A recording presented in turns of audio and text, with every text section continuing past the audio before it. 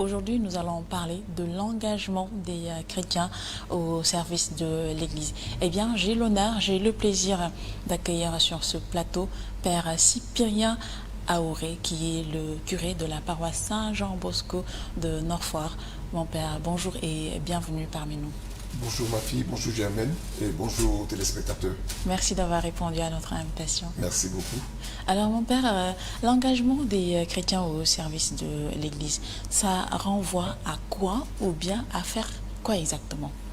Vous savez que de tout temps, le Seigneur s'est associé des amis. Ce qu'il a appelé à la fin de sa vie les amis, ses apôtres qui au commencement étaient des personnes ordinaires, étaient des pêcheurs, des collecteurs d'impôts, des hommes aux métiers différents.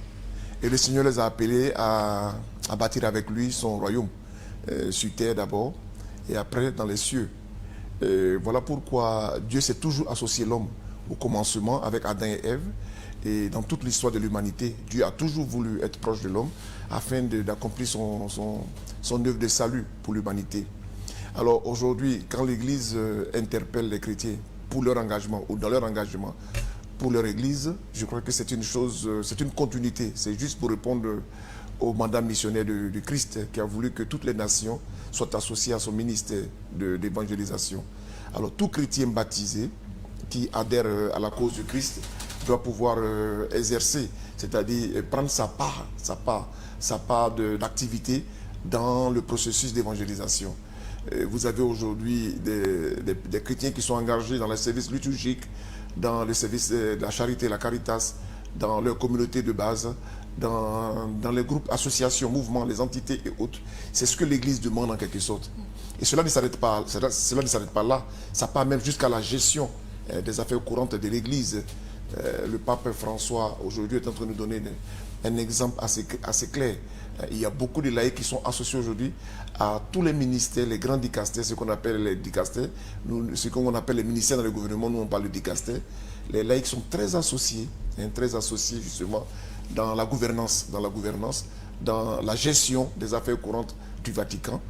Dans nos paroisses aussi, nous associons les laïcs dans la gestion des affaires courantes de notre paroisse, le conseil pastoral paroissial, le conseil pour les affaires économiques. Donc aujourd'hui, plus que jamais, les laïcs ont leur part de responsabilité. Donc tout chrétien baptisé doit s'engager dans l'Église. Il n'est pas question d'aller seulement à la messe le dimanche et de ne rien faire et de rester là à croiser les bras et venir seulement communier et aller à la maison. Personnellement, mon Père, comment appréciez-vous cet engagement de façon générale? De façon générale, aujourd'hui, on pourrait dire 70% des chrétiens sont engagés.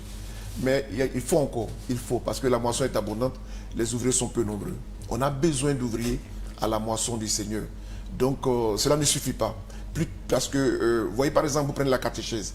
Dans la catéchèse que nous donnons aux enfants et aux adultes, nous avons de moins en moins de catéchistes. Et chaque année, nous sommes obligés de lancer des appels, et des appels, et des appels.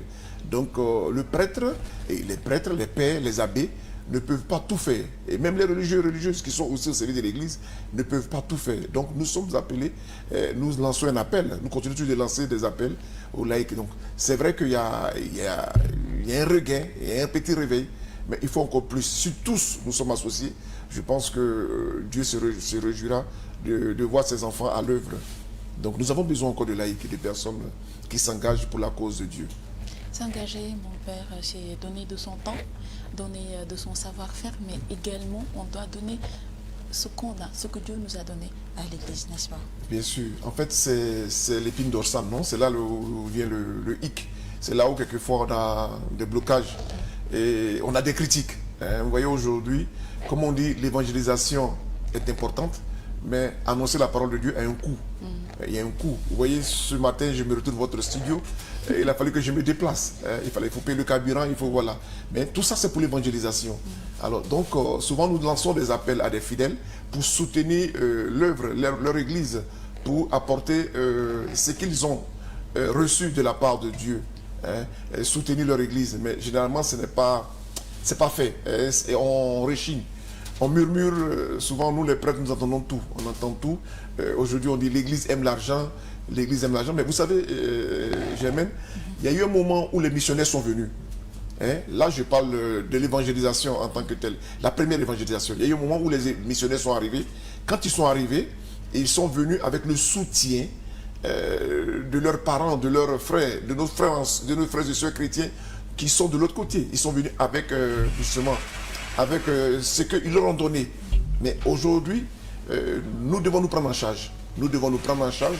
Nous devons justement nous-mêmes financer nos œuvres d'évangélisation. Nous avons des églises à construire, nous avons des écoles à construire, nous avons des dispensaires à construire, nous avons des salles de catéchèse à construire, nous avons beaucoup de choses à faire, justement. Mais où est-ce que nous allons prendre cet argent-là?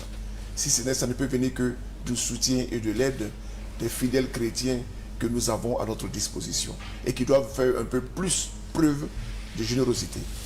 Mon Père, dans Exode 23, verset 25, la parole déclare: vous servirez l'Éternel, votre Dieu, et il bénira votre pain et vos eaux, et j'éloignerai la maladie du milieu de toi. Est-ce à dire qu'il y a une bénédiction attachée au service à l'Église? Vous savez que Marthe et Marie, les sœurs de Lazare, nous allons vivre l'évangile demain, les filles de Béthanie, les sœurs de Béthanie, les sœurs de Lazare, Lazare de Béthanie, ont fait preuve de beaucoup de générosité vis-à-vis de Jésus. C'est une famille qui s'est montrée très généreuse, accueillante, et qui a offert le gîte à maintes reprises au Christ, à Jésus notre Sauveur. Et cette famille-là a vu son frère, les deux sœurs ont vu leur frère mourir. Et c'était en pleurs et en larmes qu'elles ont fait appel au Seigneur, à Jésus, pour justement venir compatir avec eux, d'abord, du décès de leur frère. Et Jésus, étant très compatissant, il a pleuré. L'évangile nous dit que Jésus a pleuré, c'est le plus court verset de la Bible. Jésus a pleuré son ami Lazare et il a accompli ce qu'on appelle le miracle de la reviviscence. Il a redonné la vie à Lazare. Quelquefois, nous sommes très sceptiques, nous sommes un peu dubitatifs et même incrédules. Et nous croyons que toute générosité que nous offrons n'a pas de retombée. Tout au contraire. Le Seigneur a dit, montre-moi ta générosité, je t'ouvrirai les écluses du ciel, à Malachie.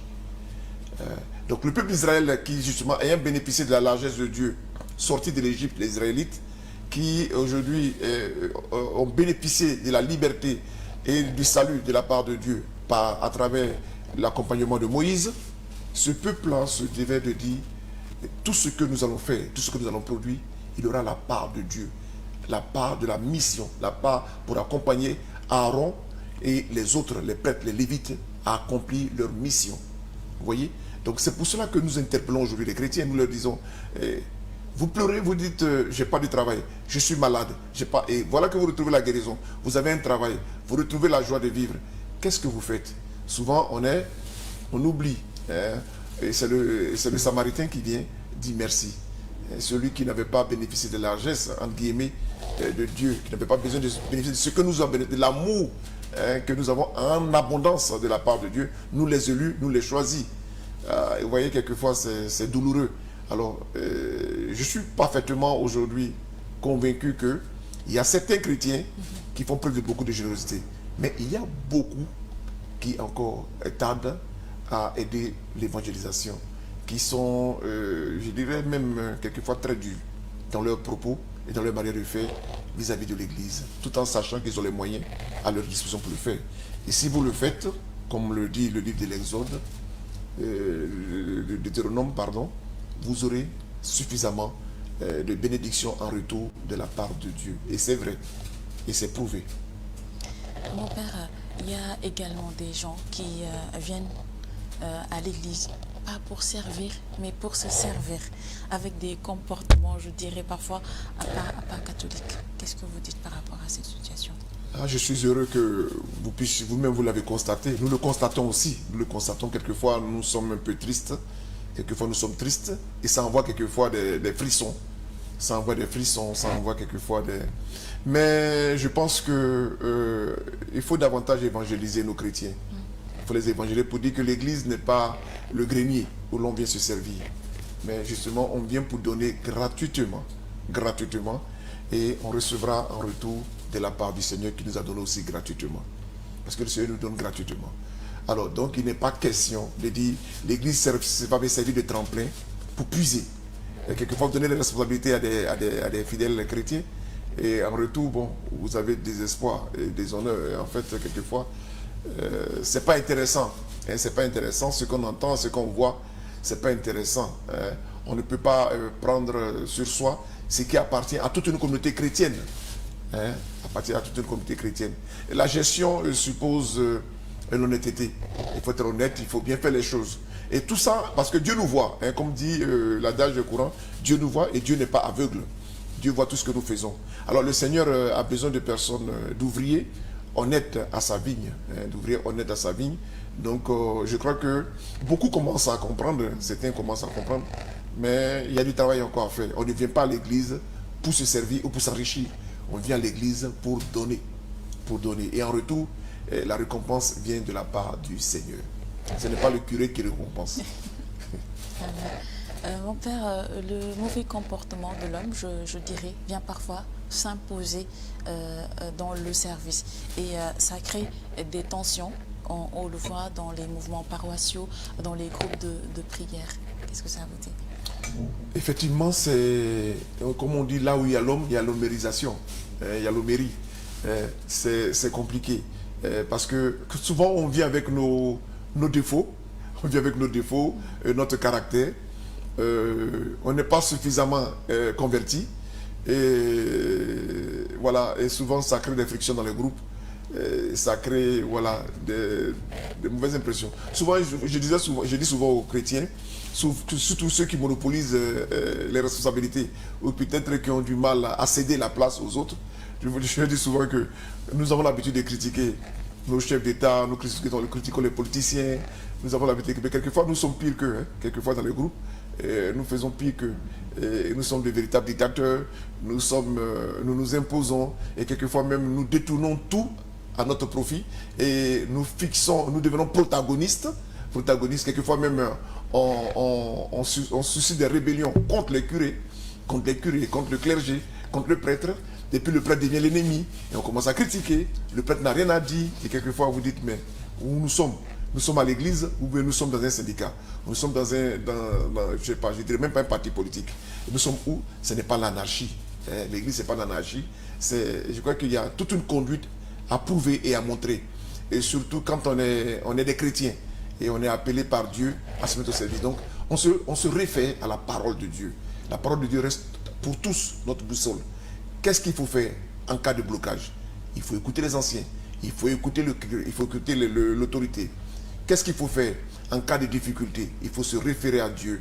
Il faut prier. Donc la prière et l'Esprit Saint, la sagesse doit pouvoir animer chaque membre, chaque chrétien, dans les groupes, dans les associations, dans les mouvements, dans les communautés ecclésiales de base, dans toutes les entités paroissiales. L'Esprit Saint doit pouvoir nous visiter, la sagesse. C'est pour ça qu'il faut beaucoup prier. Il faut beaucoup prier. Souvent on dit au groupe, voilà, qu'est-ce qu'on met devant? Souvent nous n'invoquons pas le Saint-Esprit, nous agissons selon notre chair. Et quand c'est la chair qui prend le devant, alors qu'il n'y a pas de différence entre être dans un bar et être à l'église. Être dans un quartier et puis être à l'église. Donc il faut faire la part des choses. En plus, le chrétien doit impacter son monde. Donc de l'église, il doit impacter. Partout où nous sommes, l'on doit dire, celui-ci est vraiment un disciple du Christ. Est-ce que vous pouvez nous rappeler la parabole des talents, l'enseignement qu'on doit en tirer? Ceux qui ont été productifs ont été récompensés et il y a une personne qu'on n'a pas récompensée, au contraire, on lui a même repris la pièce. C'est pour dire que le Seigneur, selon nos qualités, selon nos capacités, selon notre personnalité, Dieu nous donne des talents. Il n'y a pas à être jaloux. Certains reçoivent 5, d'autres reçoivent 3, d'autres reçoivent 2 et d'autres 1 talent. Alors, ce qu'il faut faire, c'est justement fructifier. Il faut se mettre justement au service de l'église. C'est-à-dire, moi, en tant que petit scout, qu'est-ce que je dois faire? Je dois travailler justement selon le scoutisme ou le guidisme à faire grandir mon mouvement, à travailler avec abnégation. Et je ne dis pas non, je suis un petit scout alors que mon ami, il est lecteur. On le voit le dimanche à la messe, on le voit. Non, non, non, non, non. Vous avez reçu, chacun a reçu ses talents selon ses qualités, selon ses capacités. Donc, le lecteur fera en sorte d'être un bon lecteur, d'être ponctuel. aux messes pour accomplir son ministère liturgique. Le ministère liturgique lui a été confié. Donc c'est pour dire qu'il n'y a pas de différence dans les talents. Le Seigneur a donné cette parabole pour rappeler, pour dire tout simplement que tous nous sommes appelés à fructifier. Avec un talent, on peut fructifier, avoir 2 talents, c'est-à-dire on peut faire plus. Et l'autre talent fait plus, pour dire que personne ne sera mis en marge parce qu'il a reçu un et qu'il a fait ce qu'il peut faire. Voilà. Mais si tu ne fais rien, avec toutes les qualités, les capacités, le don, de la grâce du baptême que tu as reçu, et tu n'es pas productif, tu ne fais rien, tu n'es pas engagé, alors voilà où on dit il y aura des grincements des dents. Il y aura des grincements des dents. Vous voyez, c'est ça, parce que tous on ira au ciel. C'est notre souhait. Tous nous irons au ciel. Mais pour aller au ciel, il faut vraiment travailler. Il faut travailler à l'avènement du règne de Dieu. Il ne faut pas tomber dans la paresse et puis tomber dans des préjugés. Mettre les paroles dans la bouche de Dieu qui ne sont pas ses paroles. Et soupçonner Dieu d'être pointilleux et d'être à l'affût, en train de nous surveiller comme du lait sur le feu, et croire que Dieu il punit à temps et à contre-temps. Non, ce n'est pas ça. Dieu te demande tout simplement, avec le baptême que tu as reçu, de te mettre au service de ton église et d'être productif pour ton église. Sois productif pour ton église et productif aussi pour la société, comme chrétien. Mon père, on voit parfois également des jeunes qui veulent embrasser le sacerdoce et qui sont contraints par des proches, par des membres de leur famille, alors que l'Église a besoin de ces gens. Et oui, aujourd'hui c'est une difficulté pour nous, les vocations. Les vocations. Et les vocations se font rares. Et le constat est que les familles aujourd'hui n'encouragent pas ces jeunes garçons et ces jeunes filles qui voudraient embrasser le sacerdoce ou la vie religieuse, la vie consacrée. Et c'est vraiment dommage parce que Germaine, ce matin je me tiens là et à parler de l'église, de la vie de l'église. C'est parce que Dieu m'a appelé. Il m'a appelé et j'ai reçu la bénédiction de mes parents. Aujourd'hui, je ne suis pas un handicap pour ma famille. Et ma famille ne souffre pas parce que je suis prêtre. Ça, je le dis. Et je suis heureux de voir mes frères et sœurs heureux. Et je vois comment mes frères et sœurs aujourd'hui s'en sortent bien. Et je peux dire que mes parents qui ont vécu sur cet été et qui ne sont plus, sont aujourd'hui contents aussi de voir leur fils là, aujourd'hui, à parler de Jésus, à parler de l'évangélisation, à parler des choses de Dieu, des affaires du Père. Je voudrais aussi que beaucoup de jeunes garçons et jeunes filles puissent faire aussi comme nous. Parce que il n'y a rien de plus beau que de le faire et d'être ce que nous sommes aujourd'hui. Souvent, on a des appréhensions. Il y a beaucoup de choses qui se disent sur les prêtres, sur les consacrés. Sans avoir vécu cela, nous épousons cela. Et ces choses, c'est dire et nous ne faisons pas de pas. Ou tout simplement, ce sont les parents qui découragent leurs enfants. Et ces parents chrétiens, des chrétiens, qui viennent aux messes et autres, qui découragent leurs enfants à ne pas embrasser. Je dis toujours, ce sont les enfants des autres que vous voyez là. Quand vous dites, mon père, à 13h, vous appelez le père. À 14h, vous appelez le père. À 22h, vous sollicitez le père. À 23h, vous sollicitez le père. À 1h, c'est l'enfant aussi de quelqu'un. Nous sommes tous les enfants des uns et des autres. Il serait bien aussi que vos enfants puissent faire cette expérience. Et vous verrez, nous ne regrettons pas d'avoir fait ce choix. Nous sommes très heureux. Nous sommes très heureux et nous sommes fiers. Parce que le Christ a sa main sur nous. Et il nous le prouve chaque jour. Mais en même temps, nous souhaiterons avoir aussi des jeunes frères, des sœurs, des petits frères, des petites sœurs, à notre suite, à marcher aussi avec nous sur les pas du Christ, à la suite du Christ. Alors il serait intéressant que les parents aussi fassent cette réflexion-là. Qu'est-ce que je gagne? Qu'est-ce que je gagne lorsque je donne mon fils comme prêtre? Ceux qui ont fait l'expérience vous diront, je gagne beaucoup. Ceux qui n'ont pas fait l'expérience aussi ne doivent se taire et faire l'expérience. Parce que calculer un avenir, calculer le matériel à travers vos enfants, c'est-à-dire, comme dirait l'autre, vous voyez vos enfants comme de l'argent. Au lieu de voir comme des futurs serviteurs du Seigneur. Non, non, nous ne sommes pas, tous, on ne gagne pas de l'argent. Par contre, chacun de nous peut gagner quelque chose pour le royaume des cieux, pour son frère et sa soeur, si nous donnons de notre temps, notre vocation. Voilà. Parfois également, mon père, il y en a qui s'engagent, mais en cours de route, à cause des difficultés, des obstacles, ils sont refrénés ou bien ils abandonnent. Mais bon, vous voyez que c'est aussi un discernement, hein? C'est un discernement. Je prends mon parcours, nous étions 18 au départ de ma promotion, nous avons fini 11. Et au fur et à mesure, je crois qu'il y a finalement, nous sommes 7. 7. Alors, pour dire que c'est pas facile, hein, c'est pas facile. Beaucoup sont appelés, peu sont élus. Mais en même temps, il faut bien discerner sa vocation. Il faut bien discerner. Et puis, aujourd'hui, il y a certains facteurs, comme on le disait, je disais tout à l'heure, il y a certains facteurs aujourd'hui qui peuvent freiner aussi la marche du jeune candidat au sacerdoce. Et vous avez souvent la pression familiale, ou bien peut-être que le découragement à partir de ce qu'ils seraient entendus, ou même le relâchement, un relâchement. Alors, donc, ce que moi je peux dire aujourd'hui, c'est de se faire bien accompagner. Il faut un bon accompagnement.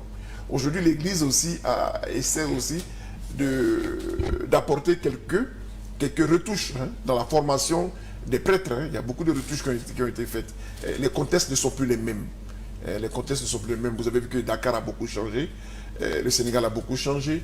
Donc, on n'a pas les prêtres qu'on avait en 1960. Aujourd'hui, nous sommes en 2023 et nous aurons des prêtres pour 2023. C'est-à-dire, c'est une nouvelle génération de prêtres que nous sommes, qui est en formation. Et cette génération a besoin aussi de se confronter aux réalités actuelles. Vous avez les réseaux sociaux, vous avez l'informatique, vous avez les NTIC, vous avez aujourd'hui la communication. Et voilà, tout est développé. Voilà, donc il faut tenir compte de cela dans la formation aujourd'hui des prêtres. Hein. Et il y a aussi certains aspects des changements sociaux. Hein. Comment un prêtre un prêtre de ce monde actuel peut s'incorporer dans une société où il y a tellement de fléaux, tellement de propositions et tellement d'attirance. Hein. Vous dites, voilà, qu'est-ce qu'il faut faire? Alors, ça demande un discernement et ça demande beaucoup d'accompagnement. Mais ce n'est pas pour autant qu'on ne va pas entrer dans le sacerdoce. Il faut entrer, il faut faire l'expérience. Et je pense que c'est la volonté de Dieu aussi, si certains n'aboutissent pas. Peut-être que ce n'est pas leur chemin, c'est pas l'appel aussi, c'est pas leur vocation. Voilà, donc au cours du chemin aussi, on peut discerner pour voir si ce n'est pas aussi ma vocation. Mon père, il y a également des fidèles qui sont tellement engagés dans le service que parfois ils négligent leurs obligations, notamment leurs obligations familiales, alors que ça également c'est important. Oui, c'est aussi un des défis, hein, un défi aujourd'hui dans la vie matrimoniale. Hier, je disais à un couple que, parce que là, je les prépare justement au mariage, un couple qui va se marier en avril, là. Alors, je disais hier, après le chemin de croix qu'on a eu la rencontre, je leur disais tout simplement qu'il faut faire très attention.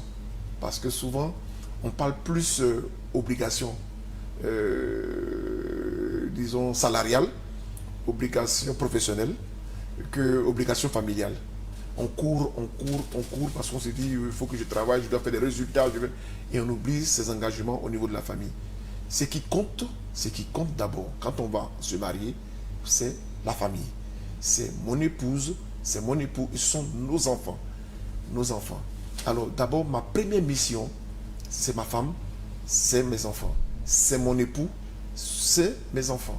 Pour dire tout simplement qu'une femme qui ne remplit pas ses obligations matrimoniales, c'est-à-dire qui n'est pas à la maison le soir à l'heure indiquée pour voir si le repas familial est prêt, elle ne mérite pas d'être épouse. Quelles que soient les occupations qu'elle a. Je dis bien quelles que soient les occupations. Donc il faut être très attentif à cela. Parce que la première des choses, c'est mon foyer. Un père de famille qui n'est pas à la maison pour constater la présence de ses enfants à la maison et la bonne santé de son épouse et de la bonne tenue de sa maison n'est pas aussi digne d'être un père de famille. Donc c'est ma maison. Voilà pourquoi on parle du foyer conjugal. C'est-à-dire, quand on a fini nos obligations professionnelles, il y a un temps pour retourner à la maison. C'est pour dire, il y a un temps pour chaque chose. Il y a un temps pour travailler et il y a un temps aussi pour prendre soin de sa famille, pour être avec sa famille. Nous n'encourageons pas certaines personnes qui, étant mariées, et passent des heures et des heures et des heures Même à l'église, hein, même à l'église. Hein, parce que pour dire, souvent les activités ecclésiales, c'est 2 heures de temps, 3 heures de temps. Exceptionnellement, s'il y a une évangélisation, s'il y a une nuit de prière, voilà, bon, en passant, je dis, bon, j'y vais. Et quelquefois aussi, c'est bon s'il est venu avec être à deux. Hein, être à deux. Parce que souvent, les époux se plaignent. Ma femme est tout le temps à la prière. Mais il faut accompagner ton épouse. Il faut voir comment elle prie, où est-ce qu'elle prie. Hein, pourquoi, qu'est-ce qui la retient. Et souvent, puisqu'on est deux, et tous deux, on ne fait qu'un. Alors, allez faire ensemble ces expériences de prière ensemble, et vous verrez. Et après, n'oublions pas que nous avons une maison, et que nous devons passer plus de temps à la maison. Donc, quand je disais à un couple, aux enfants, est-ce que vous mangez avec votre père et votre mère? Non, chacun se sert et chacun mange dans sa chambre. Je dis non. Il faut manger ensemble. Il faut manger ensemble. Vous voyez, nous les prêtres, nous partageons la table ensemble. Hein? Les heures de repas ensemble, les heures de prière ensemble. Et c'est déterminant et primordial. C'est-à-dire, il n'y a pas d'excuse à ne pas être ensemble à table. Il n'y a pas d'excuse à ne pas être ensemble à la prière. Il n'y a pas d'excuse à ne pas planifier ensemble. Il n'y a pas d'excuse à ne pas justement méditer ensemble. Donc, les couples sont appelés à prendre soin de leur foyer. Il ne faut pas délaisser son foyer. Et généralement, c'est ça qui envoie aujourd'hui beaucoup de problèmes dans les couples. Hein? C'est aujourd'hui une des plaies des couples. On ne passe pas beaucoup de temps ensemble, surtout à la maison. Voilà. Mon père, vous avez un projet dans votre paroisse, un projet de construction d'une nouvelle église. Parlez-nous de ce projet et est-ce que vous avez démarré les travaux? Alors, vous voyez que nous sommes, la paroisse Saint-Jean-Bosco est située à Nord-Foire. Et elle est une émanation de Saint-Paul-de-Yoff. Saint-Paul-de-Yoff, dans l'histoire. Parce qu'il y a Saint-Christophe, mais c'est la première paroisse, c'était Saint-Paul-de-Yoff. Et Saint-Paul-de-Yoff, pour nous... de Grand-Yoff. De Grand-Yoff. Et Saint-Paul de Grand-Yoff nous a légué cette partie. Nord-Foire, Ouest-Foire, Apexi, même jusqu'au Cœur d'Amel, Unité 26 qui se joue en nous. C'est une grande communauté. C'est un quartier qui s'est très développé. Alors il fallait une paroisse. Donc la présence salésienne y étant, l'évêque, Monseigneur, le cardinal Sa, son éminence cardinal Sa à l'époque, avait confié justement cette communauté chrétienne aux Salésiens. Et nous n'avions pas de lieu de culte. Il a fallu même prière, négociation, recherche. Finalement, nous avons eu un terrain qui nous a été offert par l'État du Sénégal, par le président Macky Sall, et à qui nous disons un grand merci. Voilà. C'est un geste qui est connu de tous. Et l'Église lui est très reconnaissante. Mais en même temps, il faut construire. Vous avez un terrain, il faut construire. On construit aujourd'hui une église, ce n'est pas 10 000 francs CFA. Hein? Alors ça demande beaucoup d'argent. Ça demande beaucoup d'énergie. Alors c'est justement ce que nous avons fait dans un premier temps. Depuis l'acquisition du terrain, nous avons commencé, ça fait déjà 3 ans, dans la 3e année, nous sommes en train de mobiliser des fonds, nous sommes dans notre 3e année, et nous nous sommes dit, avant de construire, il faut t'assurer que tu as les moyens. Il faut avoir vraiment des bases solides. Alors nous avons cotisé, nous avons soulevé des fonds, nous avons demandé de l'argent par-ci, par-là. Nous organisons des activités pour mobiliser des fonds. Et aujourd'hui, nous sommes à un niveau, nous pouvons commencer les travaux. Et je vous assure que dans les jours à venir, pour ne pas dire dans le mois à venir, dans les mois à venir, nous allons déjà poser la première pierre. Et la date est presque retenue avec notre père évêque, Monseigneur Benjamin Ndiaye, l'archevêque de Dakar. Nous sommes en train justement de planifier cela, la pose de la première pierre qui va justement lancer le commencement des travaux, qui va nous permettre de faire les travaux. C'est pas chose facile, Germaine. Toi-même, tu es fidèle, tu sais ce que c'est, et ça demande beaucoup de communication. Beaucoup de communication. Nous espérons que vous allez nous aider dans ce sens-là. Beaucoup de communication. Et là, nous avons lancé maintenant, nous avons institutionnalisé une activité que nous appelons Allons en Galilée. C'est un spectacle qui réunit des artistes d'ici et d'ailleurs, généralement ceux de la Côte d'Ivoire, qui viennent gratuitement, je dis gratuitement depuis l'année dernière, sauf que nous leur payons les billets d'avion, qui viennent gratuitement nous aider à mobiliser des fonds au Grand Théâtre, avec qui nous sommes déjà presque en partenariat, et pour les lundis de Pâques, pour célébrer la Galilée. La Galilée qui est une fête, qui est un rassemblement chrétien. Quand le Christ dit allons, c'est là que vous me verrez. Allez en Galilée, c'est là que vous me verrez. Pour tout simplement manifester votre joie de savoir que je suis ressuscité. Donc c'est une manière pour nous aussi de manifester notre joie. Et en même temps, ça nous permet aussi de mobiliser des fonds. Parce que ce sont des spectacles payants. C'est un spectacle payant. Et ça nous permet de mobiliser des fonds, le maximum possible de fonds, pour justement construire cette église. Mais en toute transparence. En toute transparence. C'est important. Important. Alors, mon père, vous préparez la deuxième édition de Allons en Galilée. Oui. Et cette année, ce sera sous l'égide de Monseigneur Benjamin Ndiaye, l'archevêque de Dakar. Parlez-nous un peu du programme. Alors, donc, nous avons sollicité, notre père évêque, c'est lui qui est le père, c'est lui, il est toujours présent là où ses enfants se réjouissent, là où on l'appelle, et même là où ses enfants pleurent. Il a toujours été présent. Et nous avons sollicité cette année le parrainage de la ministre Madame Victorine Ndeye Nkedish, qui sera avec nous aussi. Elle viendra avec nous, elle a donné son accord, son aval pour dire qu'elle sera avec nous, son image, puis voilà, ce qu'elle peut faire aussi pour nous soutenir, donc elle sera avec nous. Alors le programme c'est quoi? C'est que nous aurons des artistes qui vont prester, il y aura des prestations, il y aura aussi un moment aussi de prière, un moment aussi d'échange à travers des projections qui vont permettre aux fidèles de comprendre un peu notre projet. Et voilà. Donc ce qu'on retient de tout cela, c'est la grande convivialité. Et cette bonne ambiance, ce grand temps de ferveur spirituelle, c'est temps aussi de ferveur spirituelle, parce qu'il y a des bénédictions afférentes justement à ce grand rassemblement-là. Ceux qui étaient l'année dernière ont témoigné et continuent de témoigner. Ceux qui seront cette année et ceux qui étaient encore pourront aussi témoigner. Donc pour nous, c'est un événement hautement spirituel. Hautement spirituel. En plus d'être un événement festif, mais il y a une grande teneur spirituelle.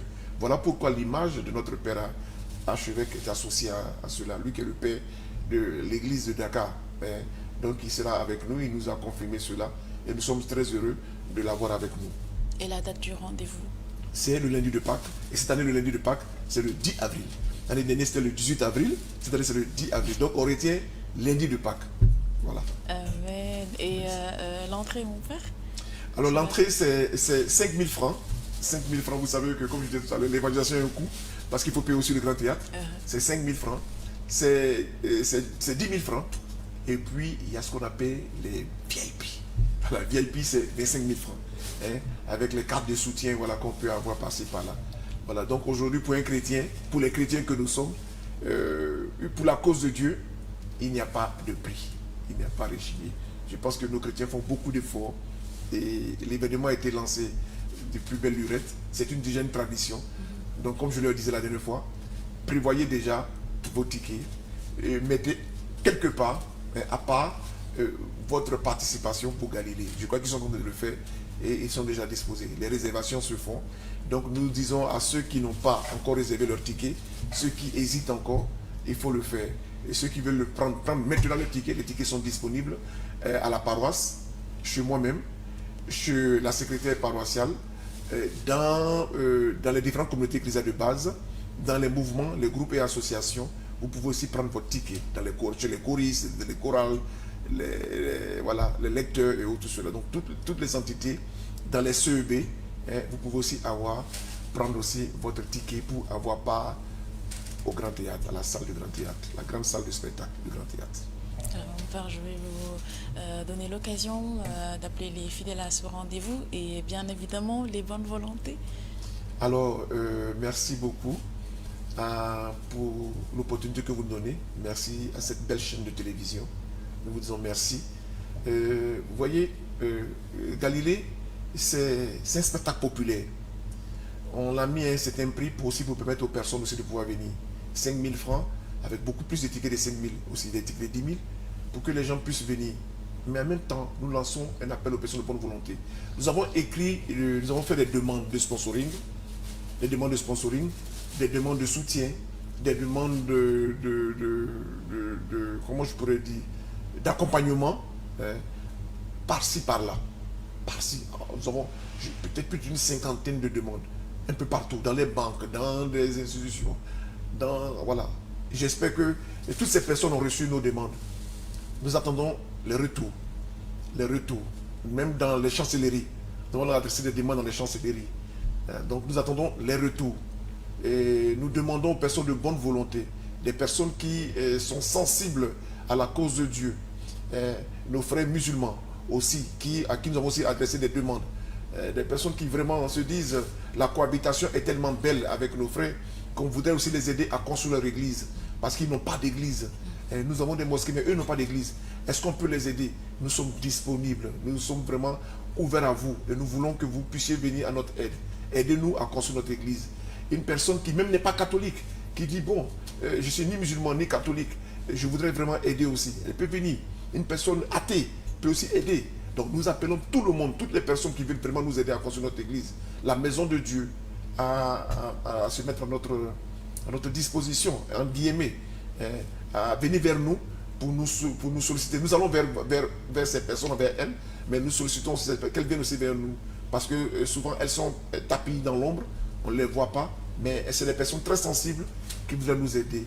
Et donc aidez-nous à construire notre église. Et à tous les chrétiens du Sénégal aussi, j'adresse aussi l'appel. Je me rappelle que l'année dernière, j'étais à Ziguinchor et nous avons mobilisé 3 millions pour aider aussi à la construction d'une église. Étant moi du diocèse de Dakar, je suis allé à Ziguinchor pour mobiliser aussi les chrétiens pour qu'on puisse donner 3 millions pour aider. Nous aidons aussi des chapelles qui sont en réflexion au niveau du diocèse à travers des activités. Alors j'appelle aussi tous mes frères chrétiens des autres paroisses à venir aussi nous aider. L'église, elle est universelle. Voilà, c'est l'église de tout le monde. Quelqu'un de Wakam pourra venir un jour célébrer son mariage à Nord-Foy, célébrer son anniversaire, un événement heureux comme malheureux à l'église de Nord-Foy. Parce que l'église de Nord-Foy, ce n'est pas seulement pour les chrétiens de Nord-Foy, c'est l'église du Sénégal. Et ça appartient à... Ce sera un édifice, un monument du Sénégal. Alors donc tout le monde est invité. J'appelle toutes les bonnes volontés à nous aider.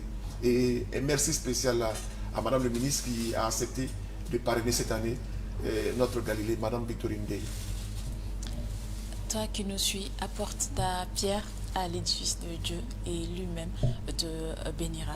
Alors mon Père, nous sommes au terme de cet entretien. Je vous laisse le mot de la fin. Merci beaucoup, Germaine. Merci pour cette invitation à Second TV. Merci pour ce que vous faites pour l'Église, votre disponibilité. En tout cas, merci beaucoup. Merci parce que ce n'est pas donné à toutes les chaînes de le faire. Vous l'avez fait. C'est un bon temps que vous avez donné aujourd'hui ce matin pour justement parler de la chose divine, des affaires de Dieu, mais aussi parler de ce grand projet de construction de notre Église. Nous vous disons un très grand merci. Que le Seigneur fasse descendre sa bénédiction sur votre chaîne et que le Seigneur bénisse toutes les autorités de cette chaîne, le fondateur de la chaîne, et que vous soyez toujours à l'écoute des sans-voix comme nous, des petits qui ont besoin de parler et faire entendre leur voix. En tout cas, merci pour ce que vous faites. Et puis, voilà, que le Seigneur vous le rende au centuple. Amen. Et nous sommes toujours là, disponibles pour vous servir. Merci beaucoup. Merci à vous, mon Père, d'avoir été là. Que le Seigneur vous bénisse également, qu'il vous soutienne à réaliser cette belle œuvre. Que Dieu vous bénisse abondamment. Merci à vous d'avoir été avec nous. Je rappelle que nous sommes entretenus avec le Père Cyprien Aoré, qui est le curé de la paroisse Saint-Jean Bosco de Nord-Foy. Je vous retrouve dimanche prochain dans un autre numéro de votre émission La Joie de l'Évangile, que j'ai toujours le plaisir de vous présenter. Merci à Alassane Sen qui a assuré la partie technique. Très bon repos dominical et très bonne suite des programmes sur cette TV. Au revoir. Merci.